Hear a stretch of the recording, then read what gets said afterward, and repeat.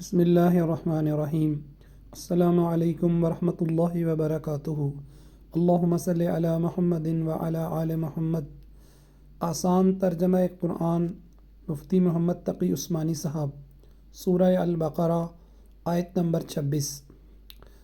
ان اللہ لا یستحیی ان یضرب مثلا بعوضۃ فما فوقها فأما الذين آمنوا فيعلمون أنه الحق من ربهم وأما الذين كفروا فيقولون ماذا أراد الله بهذا مثلا يضل به كثيرا ويهدي به كثيرا وما يضل به إلا الفاسقين۔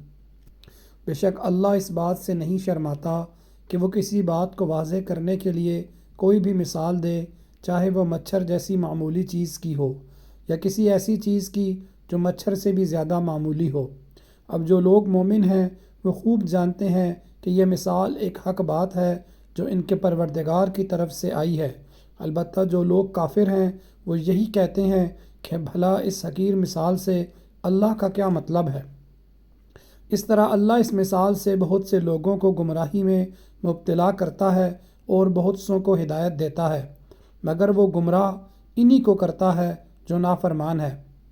بعض کافروں نے قرآن کریم پر یہ اعتراض کیا تھا کہ اس میں کچھ مثالیں مکھی، مچھر، مکڑی وغیرہ کی دی گئی ہیں۔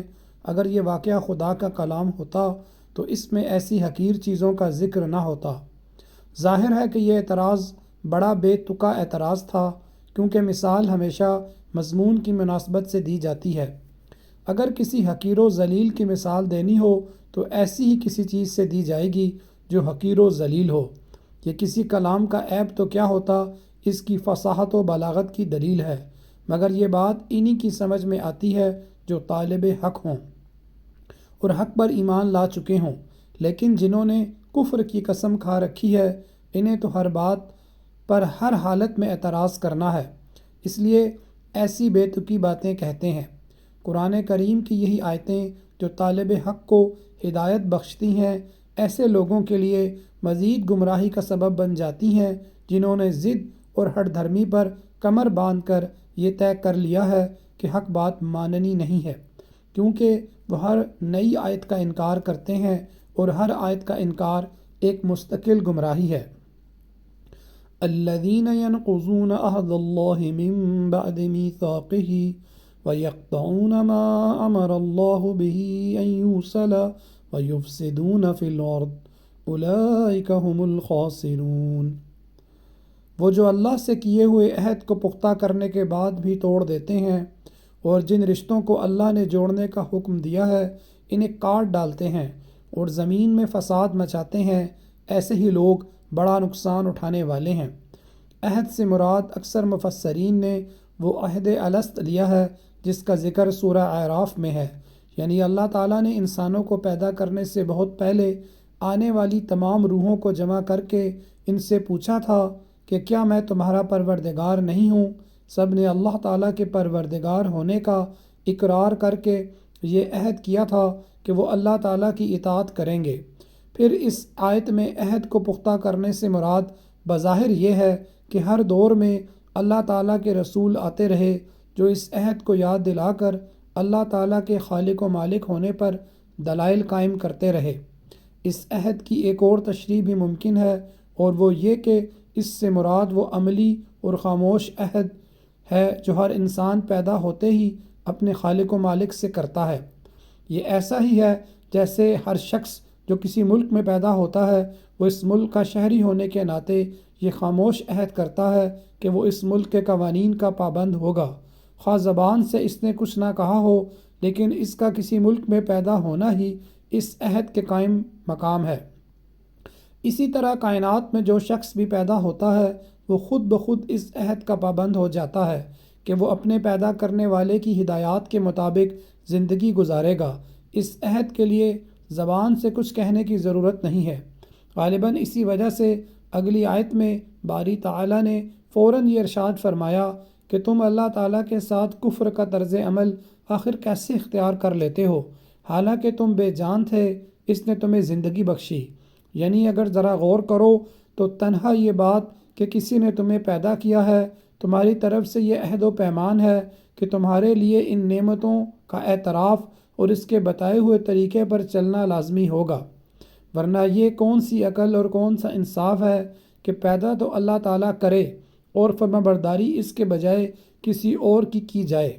پھر اس خاموش عہد کو مزید پختہ کرنے سے مراد یہ ہے کہ اللہ تعالیٰ اپنے پیغمبروں کے ذریعے متواتر تمہیں اس عہد کی یاد دہانی کراتا رہا ہے، اور ان پیغمبروں نے وہ مضبوط دلائل تمہارے سامنے پیش کیے ہیں جن سے یہ عہد مزید پختہ ہو گیا ہے کہ انسان کو ہر معاملے میں اللہ تعالیٰ کی اطاعت کرنی ہے۔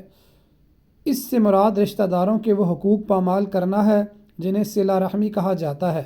یہاں اللہ تعالیٰ نے ان کافروں کی 3 صفات بیان کی ہیں، ایک یہ کہ وہ اللہ سے کیا ہوا عہد توڑتے ہیں، دوسرے یہ کہ وہ رشتہ داروں کے حقوق پامال کرتے ہیں، اور تیسرے یہ کہ زمین میں فساد مچاتے ہیں۔ ان میں سے پہلی چیز اللہ تعالیٰ کے حقوق سے متعلق ہے، یعنی وہ اللہ تعالیٰ کے بارے میں وہ عقیدہ رکھتے ہیں جو رکھنا چاہیے، اور نہ اس کی وہ عبادت کرتے ہیں جو ان پر فرض ہے۔ دوسری اور تیسری چیز کا تعلق حقوق العباد سے ہے۔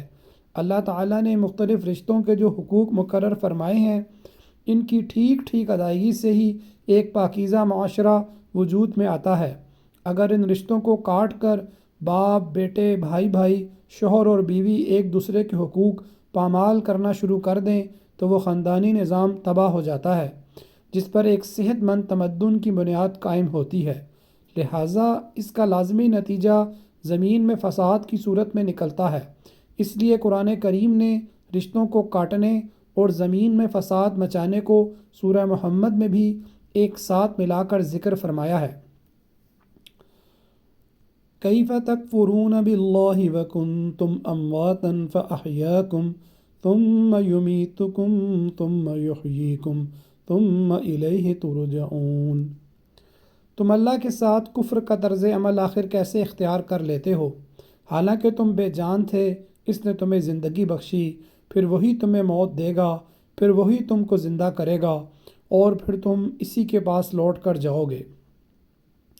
هو الذی خلق لکم ما فی الارض جمیعا ثم استوى الى السماء فسواہن 7 سماوات وهو بكل شیء علیم۔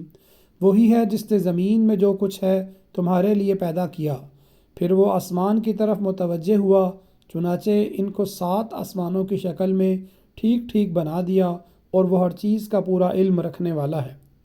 انسان کو توجہ دلائی جا رہی ہے کہ وہ کائنات کی جتنی چیزوں سے فائدہ اٹھاتا ہے سب اللہ تعالیٰ کی عطا فرمائی ہوئی ہیں۔ ان میں سے ہر چیز اس کی توحید کی گواہی دے رہی ہے، اس کے باوجود اس کے ساتھ کفر کا رویہ اختیار کرنا کتنی بڑی ناشکری ہے۔ اس آیت سے فقہا نے یہ اصول بھی مستنبط کیا ہے کہ دنیا کی ہر چیز اصل میں حلال ہے، اور جب تک کسی چیز کی حرمت پر کوئی دلیل نہ ہو اس وقت تک اس کو حلال ہی سمجھا جائے گا۔ وَإِذْ قَالَ رَبُّكَ لِلْمَلَائِكَةِ إِنِّي جَاعِلٌ فِي الْأَرْضِ خَلِيفَةً قَالُوا أَتَجْعَلُ فِيهَا مَن يُفْسِدُ فِيهَا وَيَسْفِكُ الدِّمَاءَ وَنَحْنُ نُسَبِّحُ بِحَمْدِكَ وَنُقَدِّسُ لَكَ قَالَ إِنِّي أَعْلَمُ مَا لَا تَعْلَمُونَ۔ اور اس وقت کا تذکرہ سنو جب تمہارے پروردگار نے فرشتوں سے کہا کہ میں زمین میں خلیفہ بنانے والا ہوں۔ وہ کہنے لگے کہ آپ زمین میں ایسی مخلوق پیدا کریں گے جو اس میں فساد مچائے اور خون خرابہ کرے، حالانکہ ہم آپ کی تسبیح اور حمد و تقدیس میں لگے ہوئے ہیں۔ اللہ نے کہا میں وہ باتیں جانتا ہوں جو تم نہیں جانتے۔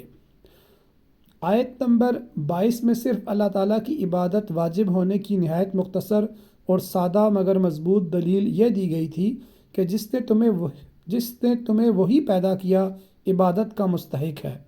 آیت نمبر 28 میں کافروں کے کفر پر تعجب کا اظہار بھی اسی بنا پر کیا گیا تھا۔ اب انسان کی پیدائش کا پورا واقعہ بیان کر کے اس دلیل کو مزید پختہ کیا جا رہا ہے۔